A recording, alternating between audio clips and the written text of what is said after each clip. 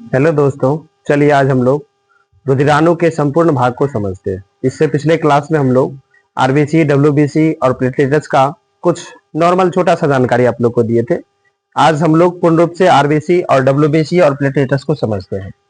RBC का पूरा नाम फुल फॉर्म जो हो जाता है रेड ब्लड सेल्स हो जाता है। आरबीसी का पूरा नाम रेड ब्लड सेल्स हो जाता है। इसका दूसरा नाम एरिथ्रोसाइट हो जाता है। आरबीसी का दूसरा नाम एरिथ्रोसाइट है। और इसके आकार का बात करें, हम आरबीसी का आकार का बात करें तो आरबीसी आकार में गोल और चपटी होता है। ये गोलाकार होता है और बीच में चपटी होता है। और ये ऊंचाई पर जाने पर आरबीसी का आकार बढ़ जाता है। जब हम और आप ऊंचाई पे जाएंगे, हमारे ब्लड के अंदर होता है आरबीसी, उसका आकार बढ़ जाता है।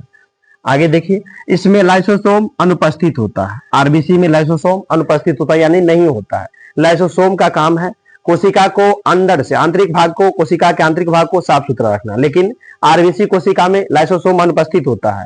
उसमें साफ सुथरा रखने का काम करने वाला जो होता है लाइसोसोम, वो अनुपस्थित होता है। आरबीसी में ये काम पिलिया करता है। आरबीसी अगर मर जाता है 120 दिन के बाद, तो ये काम साफ सुथरा करने का काम, ब्लड में प्लाज्मा में साफ सुथरा करने का काम जो है इसमें जो है पिलिया करता है। आगे बात करें केंद्रक का, तो इसमें केंद्रक भी अनुपस्थित होता है। आरबीसी कोशिका में केंद्रक भी नहीं होता है। और हम सभी जानते हैं कि केंद्रक में आरएनए डीएनए होता है।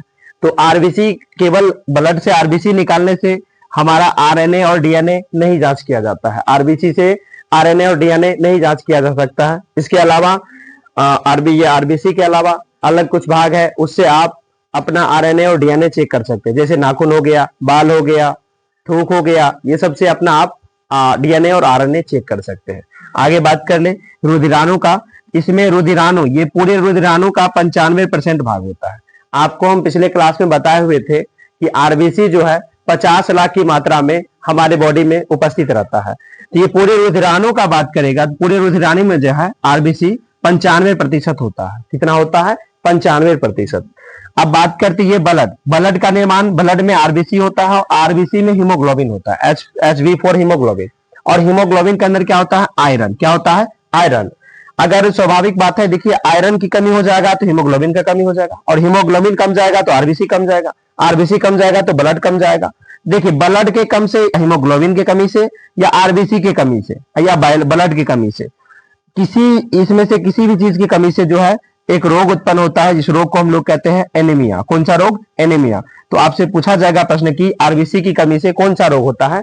आरबीसी की कमी से जो है एनीमिया नामक रोग होता है। आरबीसी की कमी से, देखिए आपसे पूछा जाएगा एनीमिया नामक रोग जो है किस चीज की कमी से होता है? देखिए ऑप्शन में आयरन की कमी रहेगा, हीमोग्लोबिन की कमी रहेगा, आरबीसी की कमी रहेगा, और उपयुक्त इनमें से सभी वाला ऑप्शन आपको लगाना है यहाँ पे। ठीक है, देखिए कोई इसमें से कोई एक ऑप्शन आ जाए इसके कमी से होता है तो ये सही हो जाएगा। ठीक है, अब हमें उम्मीद है कि आप लोग आरबीसी के बारे में समझ चुके हैं। अब चलिए अब हम लोग डब्ल्यूबीसी का बात करते हैं। डब्ल्यूबीसी का पूरा नाम जो हो जाता है व्हाइट ब्लड सेल्स। क्या हो जाता है? White blood cells. इसको हिंदी में कहे तो श्वेत रुधिर कोशिकाएं, श्वेत रुधिर कोशिकाएं। इसका दूसरा नाम जो हो जाता है ल्यूकोसाइट हो जाता है। क्या हो जाता है? ल्यूकोसाइट। इसमें केंद्रक उपस्थित होता है। डब्ल्यूबीसी में केंद्रक उपस्थित होता है। डब्ल्यूबीसी में केंद्रक क्या होता है? उपस्थित होता है।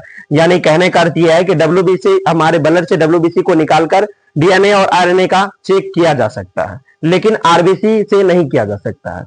कार्य का बात कर ले तो डब्ल्यूबीसी का काम है रोगों से रक्षा करना। डब्ल्यूबीसी का क्या काम है? रोगों से रक्षा करना। हमारे शरीर में अनेकों प्रकार का रोग उत्पन्न होता है, उससे रक्षा करने का काम कौन करता है? डब्ल्यूबीसी। कौन करता है? डब्ल्यूबीसी। अब देखिए इसके प्रकार का हम थोड़ा सा बात कर ले कि डब्ल्यूबीसी कितने प्रकार के होते हैं।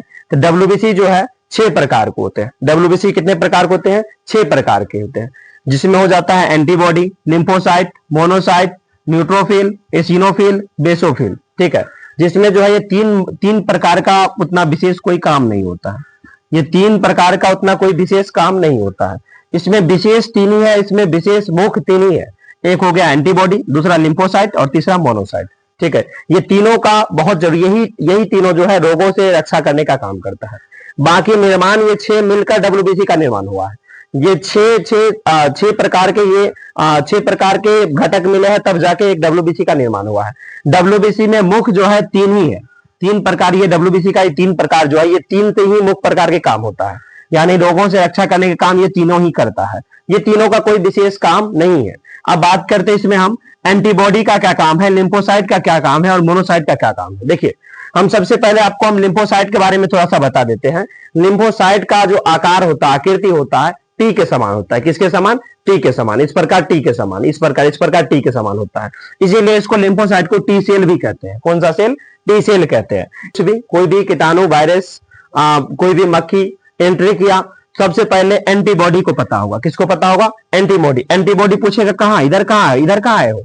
एंटीबॉडी जाके किसको बताएगा? लिम्फोसाइट को। किसको बताएगा? लिम्फोसाइट को। लिम्फोसाइट को कहेगा देखिए चाचा जो है क्या कहते हैं, एंटीबॉडी लिम्फोसाइट को जाके बताएगा देखिए इसमें जो है एक वायरस आ गया, मान लीजिए कोरोना वायरस आ गया। कोरोना वायरस ये गर्मा के उठेगा, एक बार गुस्सा में उठेगा और ये जाके उस वायरस को खत्म कर देगा। यानी लिम्फोसाइट का काम है वायरस जो भी रोग उत्पन्न करने वाले जो भी कीटाणु होता है, वायरस होता है, जीवाणु होता है, उसको खत्म करने का काम आपका लिम्फोसाइट टी सेल करता है। और ये खबर देने का काम करता है एंटीबॉडी। जब ये खत्म कर देता है लिम्फोसाइट, जब रोग उत्पन्न करने वाले जीवाणु को मार देते हैं, तो फिर ये एंटीबॉडी जो है जाके मोनोसाइट को बताता है। किसको? मोनोसाइट को। चलिए उसको मार दिया गया, उसको उठाइए। ठीक है, मोनोसाइट क्या करता है? ये क्या करता है? लिम्फोसाइट के द्वारा जो मारा गया जो जीवाणु है, कीटाणु है, वायरस हो, उसको ये साफ सुथरा कर देता है, उसको खाने भक्षण करने का काम करता है। यानी सूक्ष्म जीवों को भक्षण का काम डब्ल्यूबीसी में कौन करता है? मोनोसाइट। लिम्फोसाइट का क्या काम है? सूक्ष्म जीवों का, ये सूक्ष्म जीव को मार देना। और एंटीबॉडी का क्या काम है? सूक्ष्म जीव एंट्री किया उसके बारे में इंफॉर्मेशन देना, जानकारी देना। तो हमें उम्मीद है कि आपको डब्ल्यूबीसी भी समझ में आ गया होगा। अब चलिए अब हम लोग प्लेटलेट्स के बारे में थोड़ा सा बात करते हैं। आपको हम पिछले क्लास में प्लेटलेट्स के बारे में थोड़ा सा बताए थे।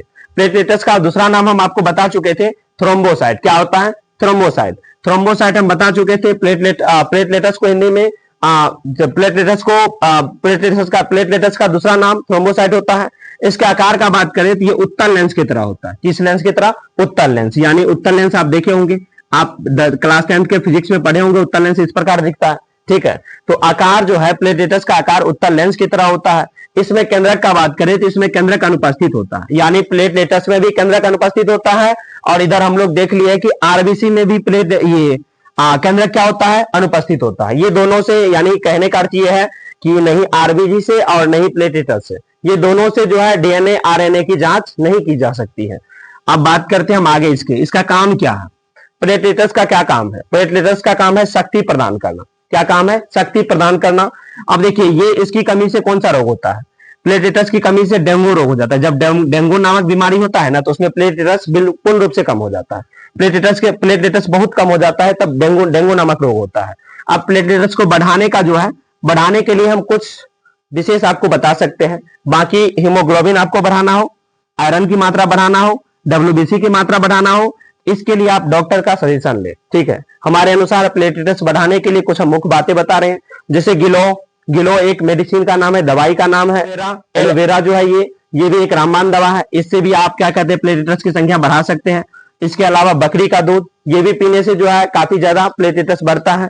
और आप फ्रूट्स दवा के खाइए, फल जो है दवा के खाइए, इससे भी आपका प्लेटलेट्स बढ़ सकता है। चलिए फिलहाल आज यहीं तक, विशेष फिर अगले क्लास में।